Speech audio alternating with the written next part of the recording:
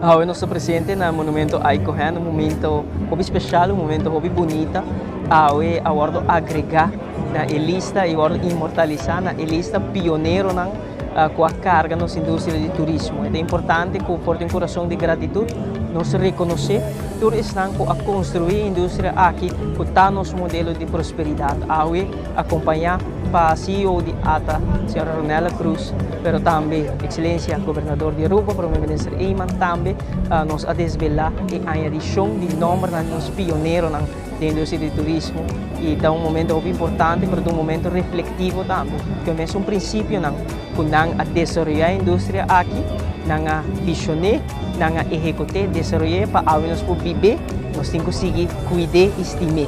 Depois que nós inauguramos o monumento aqui na 2016, Monumento Ike Cohen, na Plaza Turismo, então honor para estar aqui na Ave Atrobe para celebrar a adicion de diferentes pioneiros e líderes do turismo.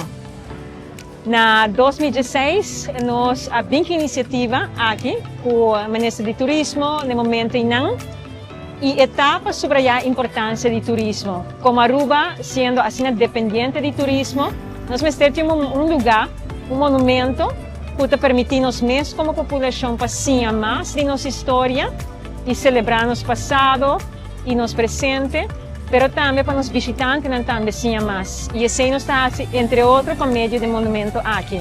Pero me por mira que há inspiração também de personagem hobby importante. Maneira nós próprio CEO Ronela Cruz. Quando uma idade jovem de 27 anos e acaba a receber posição de liderazgo de Bureau de Turismo de Boném. Nós por mira deputado que está encarregado pelo qual que trata de matéria de turismo, Oscar Henriquez, 29 anos de idade. Tudo essa aqui não história pero também exemplo vivo de inspiração para minha pessoa. Para por mira também o de turismo, não obstante a idade, o por ter pensamento na visão o por transformar a realidade de país. E na caminho para evento aqui, para momento bonito aqui de celebrar e honrar a visão e legado de nossos pioneiros no turismo, me por pensar back, arriba com o tempo não estava a surpassar reto, com não estava a confrontar diferentes obstáculos, solucionar, mas também com não estava a atuar no momento de pressão.